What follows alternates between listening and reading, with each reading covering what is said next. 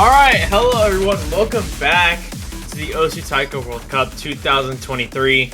My name is Luminite, and I know that you guys have probably just heard my voice, and I'm sure you might be tired of it, but it's okay, because I am the one who's in charge of the quarterfinals pool. So we will be debuting the quarterfinals pool, what all of these teams that are still remaining will be battling on. And to join me, because no one else was available, but we love him anyways because he's a very good commentator, we have Teasel from the UK team. Teasel, we just talked to each other. What do you think? Do you have any predictions about quarterfinals pool this week? No. There's going to be some maps. There's I feel like Hidden One is also probably going to be a map that everyone hates because, you know, that's just the general kind of thing. I think we're going to see something that's probably still fairly to the book somewhat, but, you know, I'm still excited to see how that has been done. Yeah, one of the things that is unique about myself as a pooler is that Mango Miser, I know you guys, everyone watching, and even the people who are in the Discord chat with me right now, Mango Miser is probably the most influential pooler that we've had recently, and he didn't really have that much to do with this pool, but he did have some influence, so it's going to be interesting to see what goes on here. But I was in charge of this pool overall. I was in charge of round of 16, and I was in charge of quarterfinals. So everything that you see here is pretty much my work, along with the work of our test players, because the test players had a very big impact on what we have this week. But that being said, the quarterfinals pool, very different than the round of 16 pool. It's going to really actually challenge these players as the true midpoint of the tournament, because once you pass quarterfinals, you get to semifinals, and that's the last half of this tournament. So quarterfinals is sort of a boss battle for these teams, and I think that what we have for these teams is exactly what we want for that sort of boss battle. Yeah, sounds pretty good. We'll probably see a good step up in difficulty once again, I feel, because we've actually lost teams now the last 2 weeks. You know, we still had all of our 32 teams, but now that we have said goodbye to some, we can start ramping up the difficulty of the pool even further. So yeah, might as well just get into it now. We'll not leave everyone on a cliffhanger, so... Exactly, so we'll dive right into No Mod 1. Once we're ready, Sugary Daydream, Hell Oni by TKS, probably one of the most well-known TKS maps. This is our variety pick of the pool, 20 BPM faster than Tempest from last week, but a lot of the same skill sets here. It's just faster and more frequently difficult. This is something that Sugary Daydream has come up in NSAT, as I'm one of the organizers of NSAT, and I believe that Rafalj has told me that it actually came up in EUTT2. And one of the things that made it so interesting for me to pool this is that it hasn't been pooled in a global tournament. You know, this is something that it's not that technical, it's not that difficult, but at the same time, it really does test your ability to hit these kinds of patterns, regardless of the context that they've been given. And there's even a slow SV section coming up soon. But overall, I think this is a really well-rounded NM1. I'm going to assume that this comes from the ranked set, right? Yes. So a lot of players are probably going to be fairly familiar with this one, or at least familiar with the set. So that kind of helps even more with the accessibility for it. But as you say, it doesn't look like anything like hugely crazy is going on. It seems like a fairly decent step up from last week, but still within reason. One of the things that's interesting is I know a lot of the players that play in PWC are used to this pick, But what's interesting to me is for all of these players to be playing it without a mod, because a lot of the people that are in TWC are able to play this map with like hidden and maybe even hard rock depending on their specialty. But to play it with no mod means that you and your opposing team are fighting on this map on the same conditions. And I think that's actually going to really make it differentiate between those that are technically inclined and those that have trouble being accurate with this kind of map. Yeah, bringing in the slightly longer parts for the ending. Everyone loves a bit of a dips fight.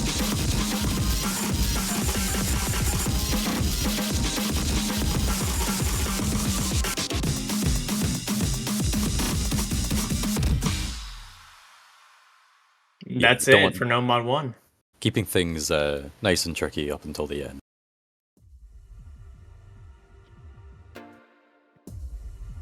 Here we go, No Mod 2, our technical pick. Definitely something I think that is a big step up from Curiosity for round of 16.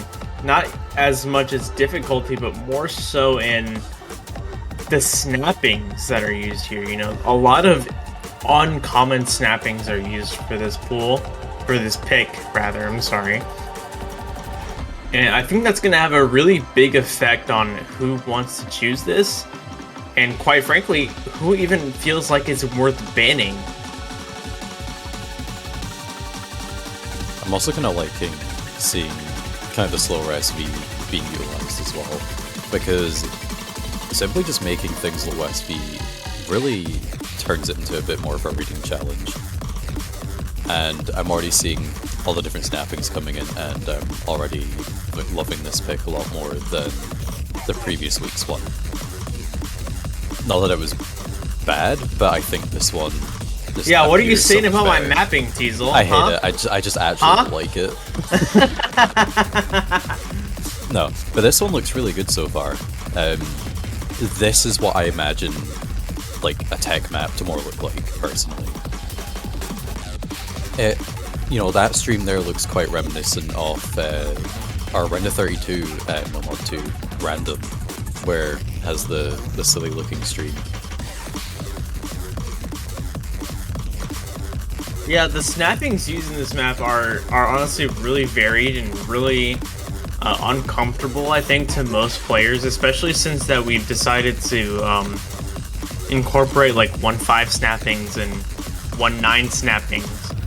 That ability really does make it something that a lot of taiko players aren't necessarily used to being able to use.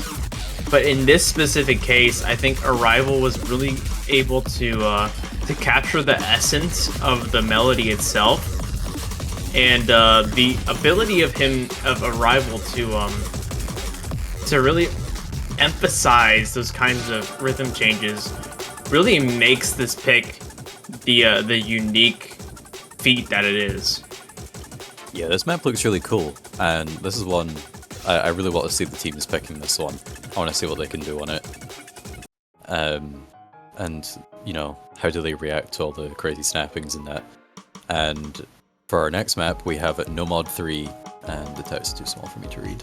Tsui no Maihime, which is probably going to be our speed map. This is indeed our speed map. How come the BPM's only 202? So it's 202, but the density of the map actually comes up to more so 303 BPM. Oh, never mind. There it is. Because of its usage of 1.6, exactly. So it is definitely more difficult than Athaza, but Athaza did have an interesting like layer to it, as because, you know, I saw a lot of teams this weekend struggling or choosing to not hit the finishers in Athaza. And luckily for those teams, if you chose not to hit the finishers in Athaza, the finishers in this pick are not as toxic, but you definitely need to understand that you need to be able to play at this level of BPM. And it is different than Athaza, but it's different in a very unique way, I think.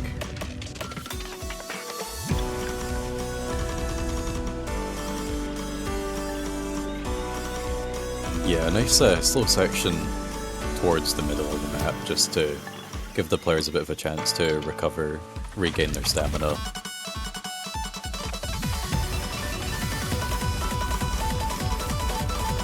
Alright, that is real speed right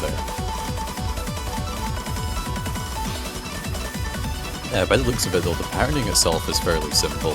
Looks pretty accessible towards kind of full ulting, even if you're not the most competent full ult player. Not sure how the single tappers are going to feel about that one though. Yeah, it might be a problem for the single tappers, but at the same time, when I was very good at this game many years ago, single tapping was my way to go. But there unfortunately are some downsides to being a single tap player, and I think that this is one of the maps that really highlights that.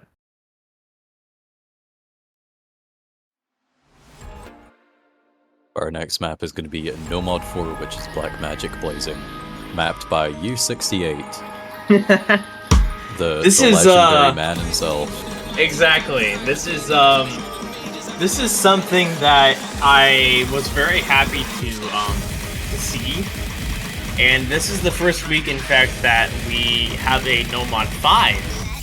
So Nomad 4 from now on, instead of being the gimmick as it was in Run of 16, Nomad 4 going forward in semifinals and quarterfinals and every single stage after this, it's going to be a wild card pick. And that is something that I've been really adamant about using in tournaments.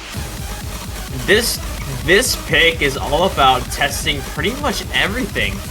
1-4 consistency. There are some 1/3s in the map. They're not many, but there are a good amount of them. Along with 1/6 technicality, and it's also 4 minutes long. So this is something that we're gonna see not only in quarterfinals, but in semifinals, in finals, and in grand finals. And this is only just the beginning of the role of NM4 in pools going forward. I see people referring to it as the TB pick. But I guess it's an understandable way to think of it. It could be TB light in a way. The longer map that its existence is kind of surrounded around kind of being an all-rounder map. So yeah, being the TB pick does seem like a good way to describe it actually.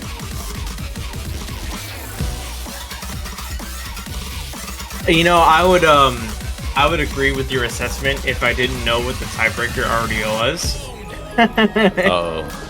So I gotta say that it's similar to the tiebreaker, definitely for the quarterfinals pick, but you will see a definitely different skill set that's being tested. Although the tiebreaker that we have for this round, as every round, is supposed to test every single skill set that any of the taiko players have to offer.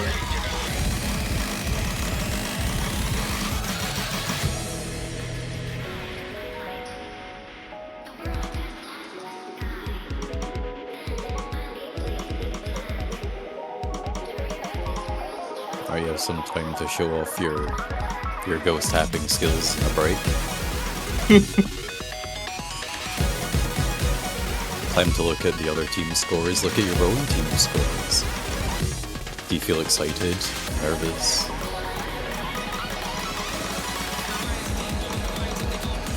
It's a good question.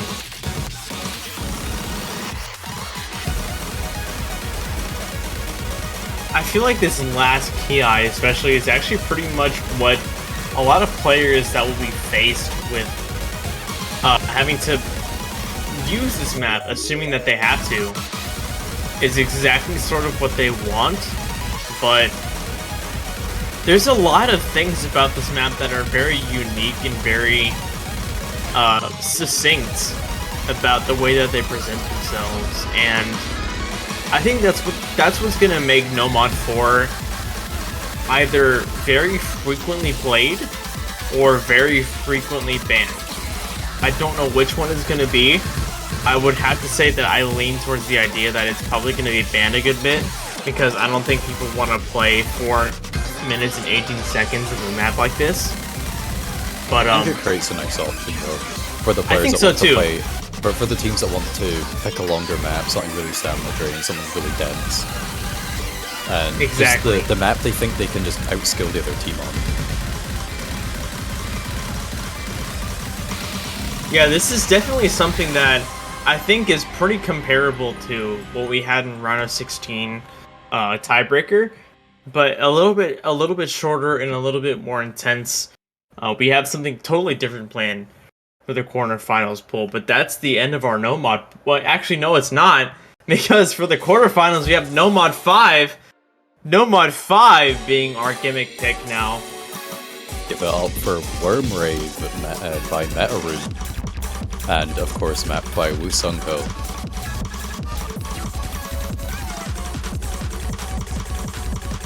Alright, looks like we're going for some really high SV with finisher notes, the small ones probably being Dawn, with the big ones being Cat.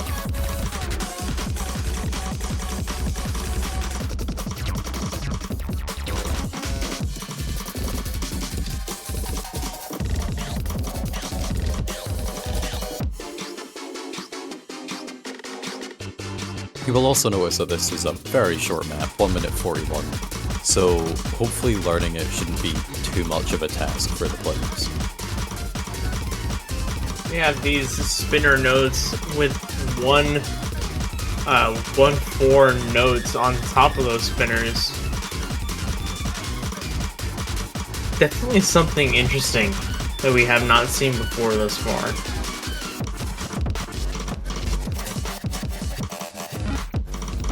Alright, throwing in a wee bit of bar line as well.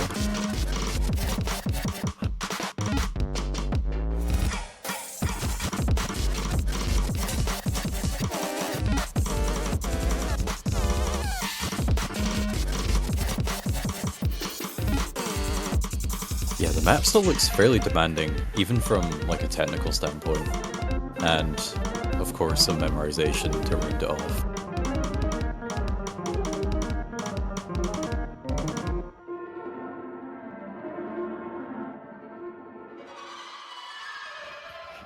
Yeah, some difficult tech stuff going on in there.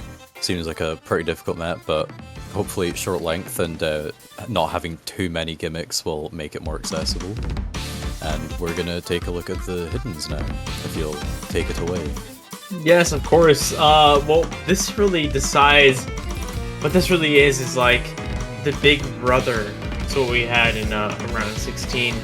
It's another jazzy pick with pretty interesting time signatures that are used throughout the map, but it's honestly not that difficult from a like hitting the notes perspective. The biggest problem here, I think, is being able to hit them accurately.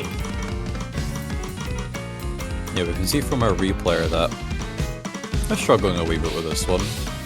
AA accuracy.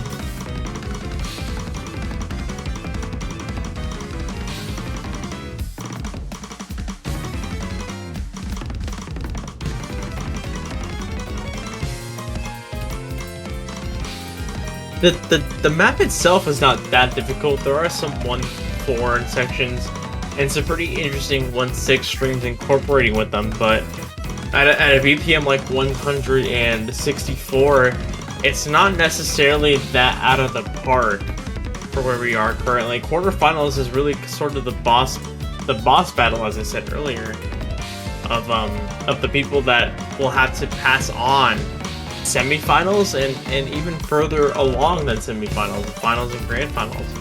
So whether the teams of any country are able to play this map along with many of the others is really what sets them apart, and it sets them as being a country that is deserving of moving on to the semifinals. Yeah, that makes a lot of sense. Just from spectating the map, it doesn't look too bad in the difficulty department, especially for the stage. Of course, the replayer's play does fill me with a wee bit of concern, and that it could just be one of those cases where it looks way easier than it actually is, but you know, the best way to really gauge it is to see what the teams do on the weekend.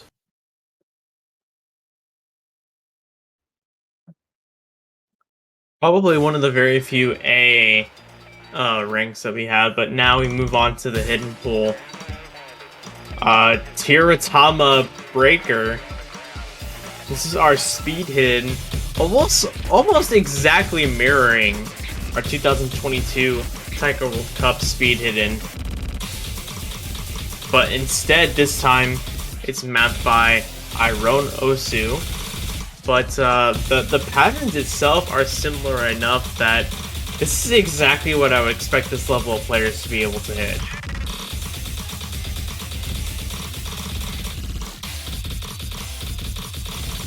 Alright, yeah. What is that? 255 BPM. So, not the fastest thing out there. We have faster in the pool, but this is still pretty quick.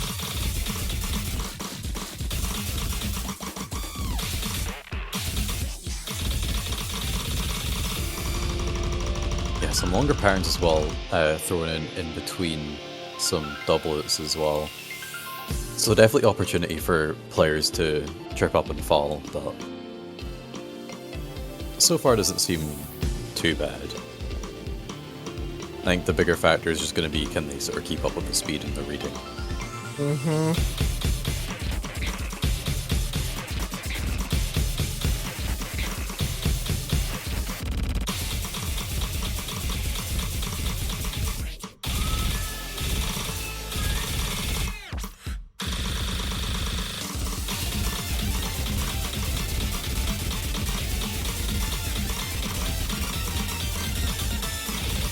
The map itself looks quite fun to play from a spectator standpoint. Also has a couple of sections where it does utilize monos, which could be a bit tricky for the bongo players, especially at this BPM, but yeah, that's just kind of how it be sometimes. Yeah, exactly. If you choose to play bongo, then you really have to reap the consequences of that choice. But doesn't look exactly like the easiest for KDDK either. Some of those mixed streams, well, the patterning is easy enough. Still plenty of opportunity for them to find their misses as well. So seems like a pretty good all-round pick for speed hidden, pretty much as you'd expect it to be.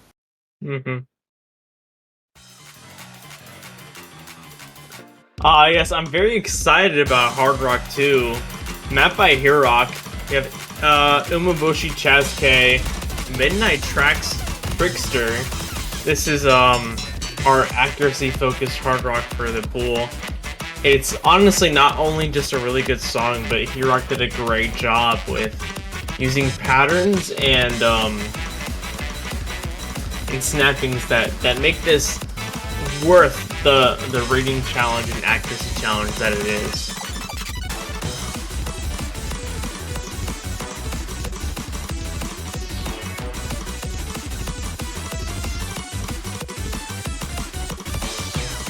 Yeah, this one, yeah, it just appears like a slightly more technical version and slightly higher BPM Hard Rock one compared to last week. Seeing kind of like multiple 1/6 in a pattern compared to just like the one from this past week. So kind of has that difficulty increase there, but it seems like a decent step up, but nothing too crazy. Alright, okay, we have extra SV in here by the looks of it, so the reading also becomes more difficult.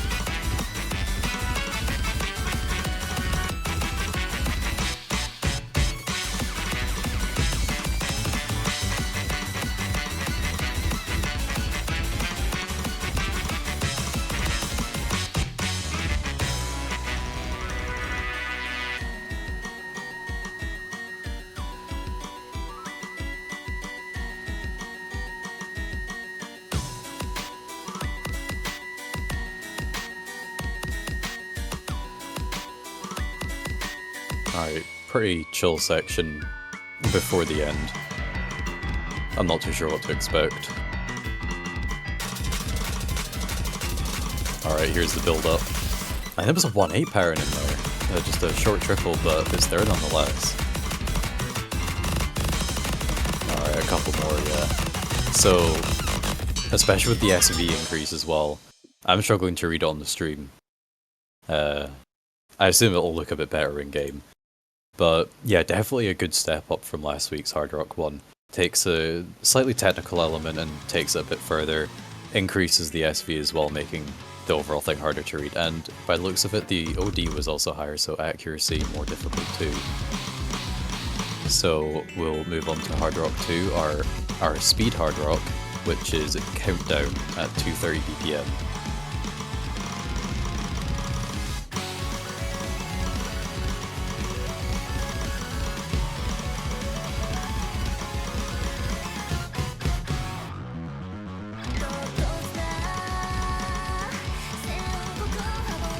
Like many Hard Rock 2s that you see in tournaments, this one is also quite long at 3 minutes and 42 seconds. Also OD 9.2.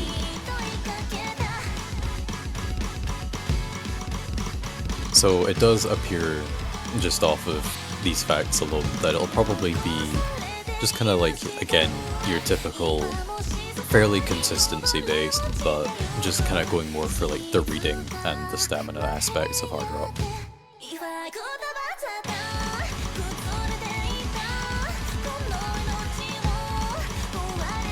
I would tell you if there was SV in this Kiai, but at this speed, especially watching through a Discord stream, it all looks the same to me.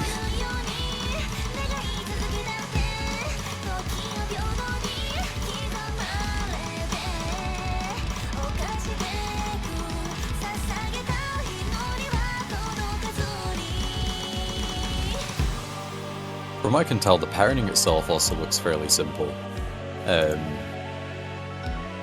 No weird offhand stuff going on, no throwing in a bunch of even note patterns either.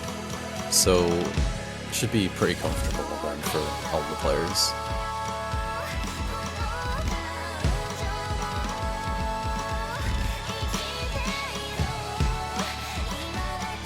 Fortunately, there is a bit of a break section in the middle to split this up a bit more, as it is quite a long pick.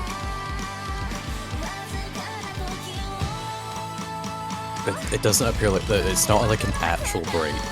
It's just a slow section.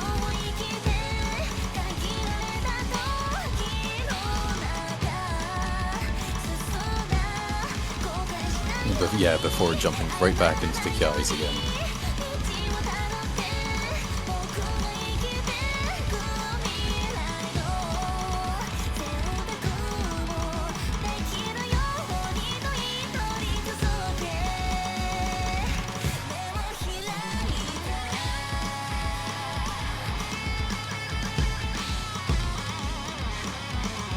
See, at least the one good thing about it being a long map is that I would personally argue that it's quite a nice song choice. It's one of those songs that isn't annoying to listen to, like you do get in some like tournament maps and that. So I feel like practicing it shouldn't feel like too much of a chore for the players, as that can be a significant aspect towards how enjoyable the map can feel.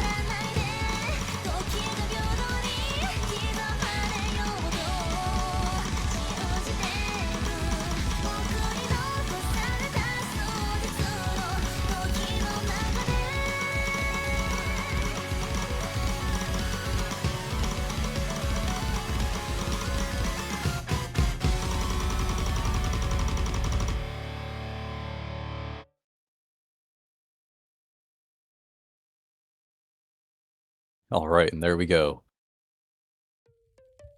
Looks like a pretty good one, and we'll jump into Double Time now. Double Time 1 is Weapon. This will of course be the slower of the two double times, but more focused towards kind of the accuracy and probably really annoying mapping.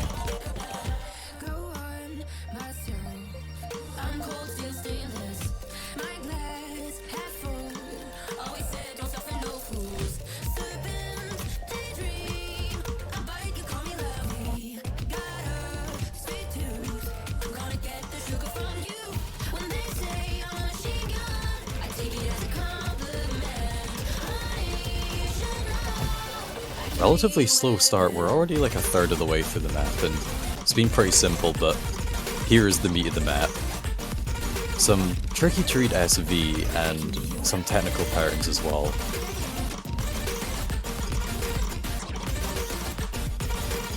The main thing that draws my eye is the occasional 1-8 doublets, which hacking those is going to be a pretty big challenge for the majority of players, I feel.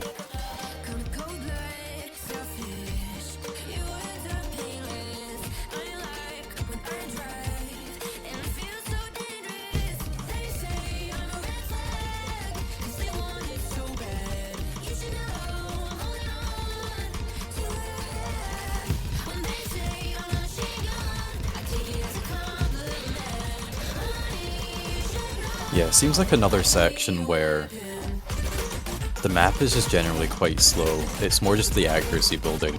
The real actual parts in the map are relatively short, so all the concentration is going to have to go towards these, and these look really difficult. The way that the SV is placed is, it kind of makes it appear like a 1-4 stream as it comes in, but then quickly reveals itself to be 1-4 with a bunch of 1-6 thrown in. So hopefully that doesn't catch out too many players, but I do foresee it happening.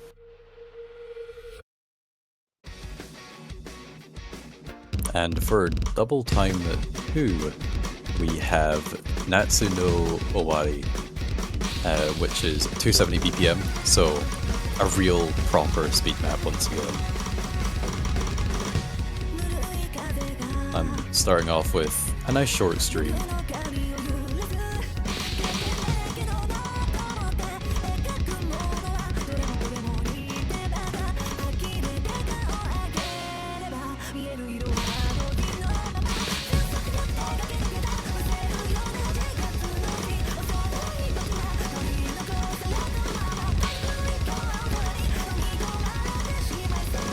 Similarly to quite a lot of the other speed maps that we've seen so far in the pool, the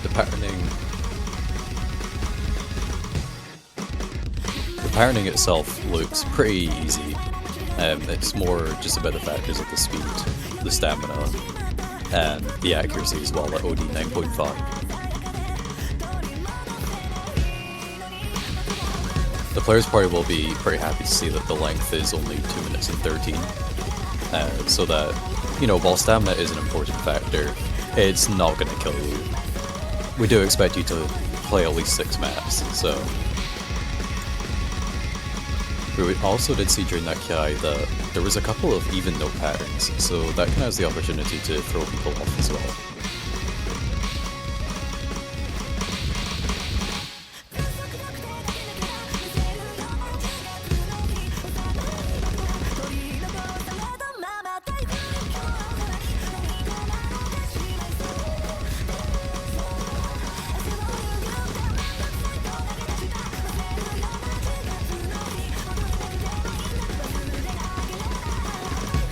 Yeah, this is, thinking back to Summer, which was DT2 for last week, or this week I guess, very, very different style of map.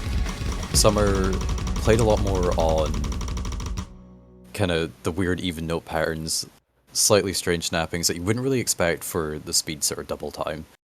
But yeah, this one plays much more towards being much more comfortable and all that stuff. So I think this map will be pretty well received by all the players overall. Alright, and everyone's favourite set of mods, free mod. We're going to start off with Calamity Fortune. So this, as it's labelled TWC, I'm going to assume that this is a map that was already uploaded previously and has received a minor edit specifically for the World Cup this year. So I don't know if this comes from a ranked set or not, but it'll be one that at least people are probably familiar with, especially with the mapper has been around in the game for a very long time.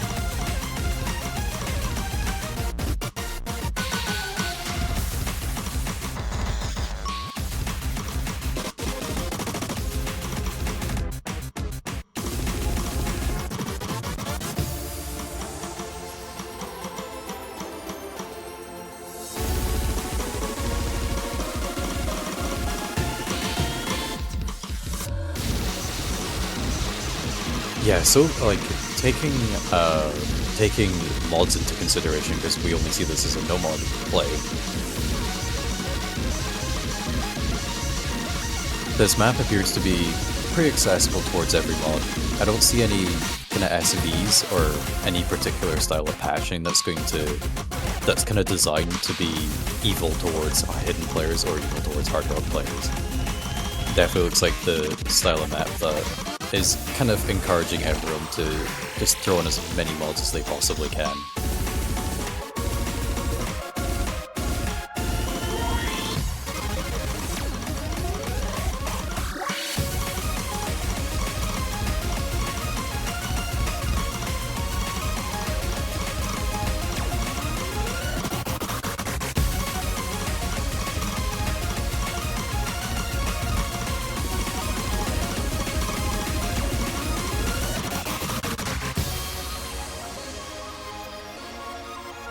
Yeah, there we go. There's probably gonna be a final stream. Alright, good luck, Bongo players. How many of you will just miss time? How many monos are there? How many dons are there, rather? You're just gonna hit one too little or one too many, and you're just gonna miss all the 1-6. But it could make some for very exciting score changes between teams at the very last second. So we'll move on to Free Mod 2, which is Falling Down, mapped by SK Salt. So this is another map that I believe has been, has been around for a while.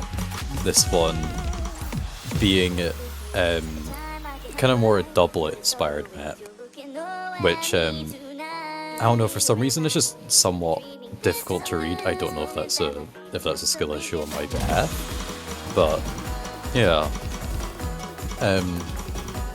Yeah, I see a lot of yous complaining, or just saying, there's no background. The map does have a background. You'll understand when you see it.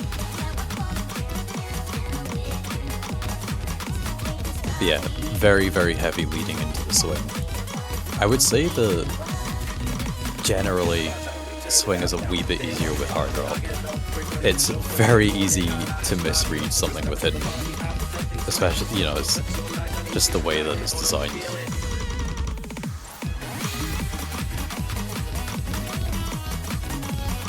I think hard rock players could also struggle with the accuracy, though. Once you try to get into the swing of things, I guess, once you accidentally misread one, you're going to start tanking a lot, so... Again, it's not a map that's particularly kind of going against one mod or the other. Seems just like, so far, all the free mods this week are kind of inviting you to throw in as much as you can.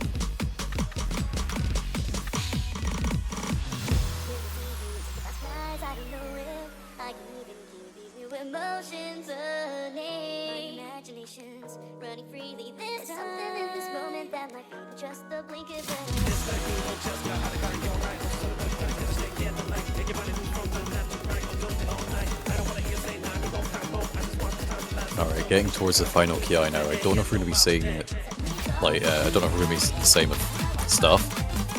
Yes, we are. A lot more doublets. So I hope you love doublets.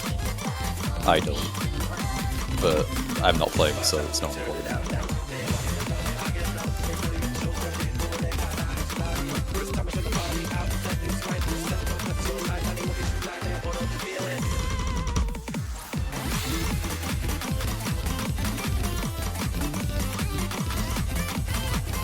I have a feeling that this is a style of map that'll get picked a lot. I believe in previous TWCs we've had swing-style maps in free mod, and I remember them... I mean, they weren't banned, really, but they weren't, picked all the time, so it'll kind of be one of those maps, I feel, just kind of in the middle ground.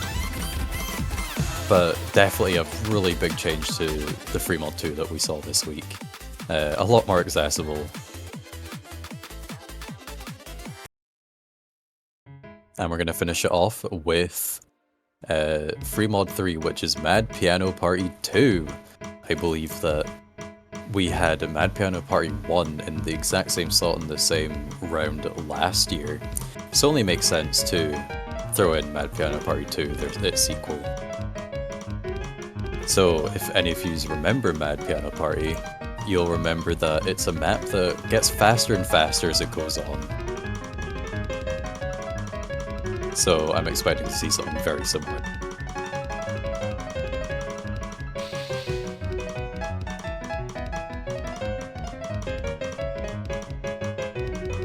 But also, just from what I know about this map as well, this shouldn't, well, about the song, this map shouldn't be anything that's very anti-mod either.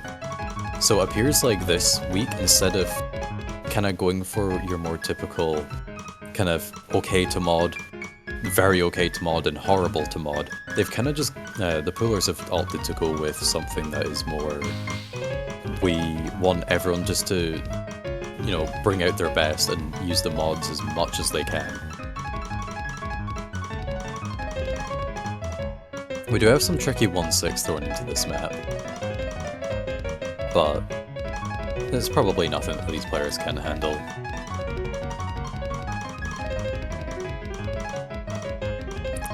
The patterning on this map as well does look a bit more difficult. It seems to utilize offhand a bit more, so hopefully none of those offhands rely on these 1-6. And some really long 1-6 there. Unfortunately, they are isolated, but those bursts could cause some players to trip up, especially kind of the lower ranked players that are still left in the tournament. So teams are really going to have to watch out to ensure that all three of their players can perform well on this style of map.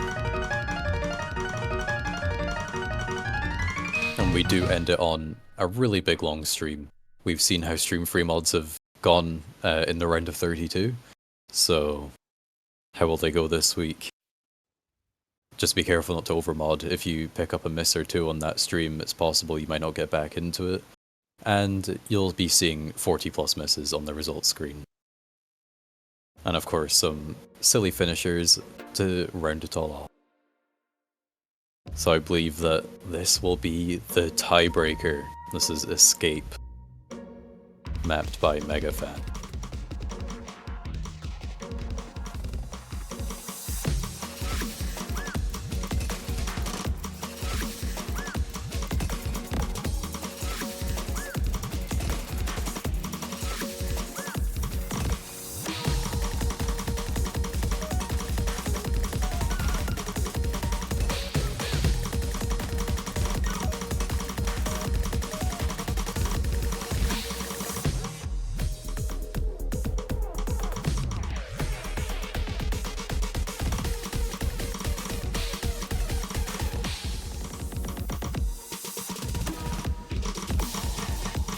So far we're seeing something very different to our round of 16 tiebreaker.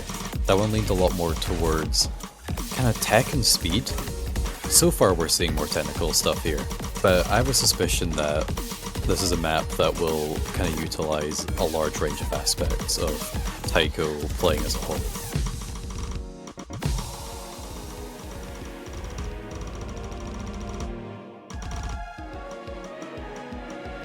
Alright, so hidden players, don't sight read this, because yeah, you would definitely miss out on those notes behind the drum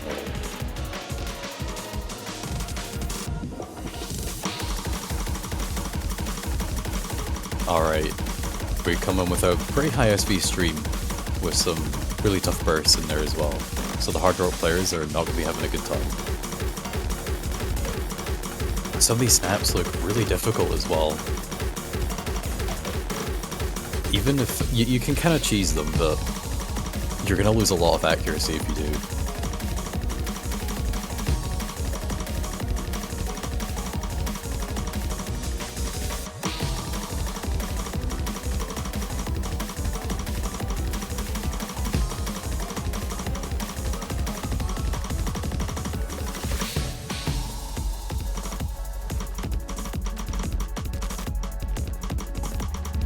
Alright, and this kind of looks like the section that would be more inclined to be difficult for the hidden players.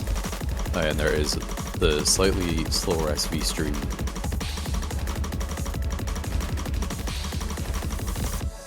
So while mods do appear to be a bit more accessible on this map compared to last week's tiebreaker. I don't know if I'd recommend it. You'd have to be really desperate for that extra score, I think. But I'm very welcome into seeing it.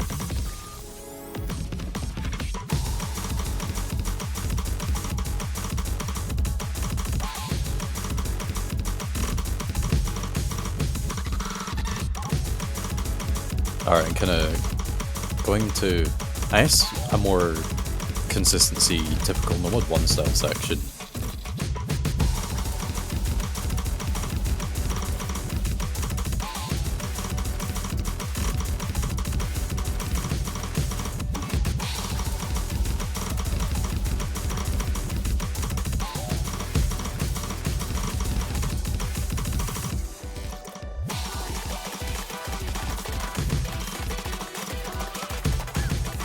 Alright, and the slow SV tech section here, starting as the build-up for what will probably be the Ki. Some really tough finishers there.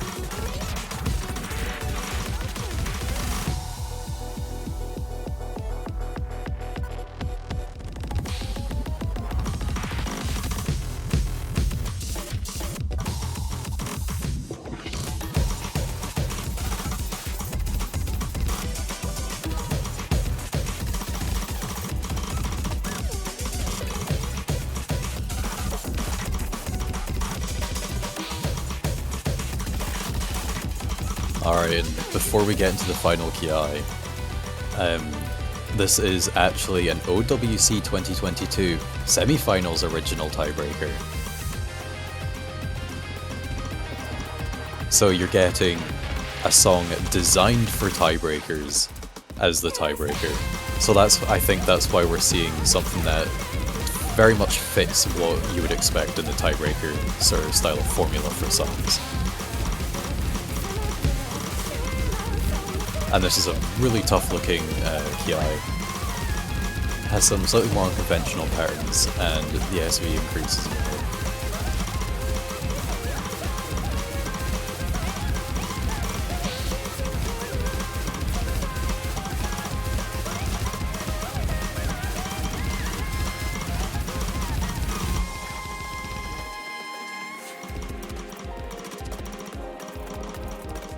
Alright, looks like we could just have a nice chill outro for the end. But yeah, this looks like a really great pick for the tiebreaker. This is a lot more similar to what I would expect to see as a tiebreaker map in comparison to last week. But yeah, it looks really great to play, and I don't know if we'll end up seeing it. But I think we have some matches, especially in the losers bracket, that could potentially get there. So I'm pretty excited to see it, so let's hope that we do. But yeah, with that is the end of the quarterfinals tiebreaker showcase. So thank you very much for watching. I don't know if there's anything else to really say. Of course, give pullers your map pool feedback and everything. It's pretty important to, you know, kind of understanding what do the players think and feel, so that things can be improved for the upcoming weeks and in upcoming years as well. And, you know, the schedules and all that will be out soon. So keep a lookout for those as well. Of course, as well, buy your banners, $250 USD in the OC store. Support any of the teams that achieved the top 32 in seeding and made it out of the qualifier stage. Yeah, that's about it. I'm Teasel, so thank you, and we'll be back next week with some really exciting quarterfinals matches.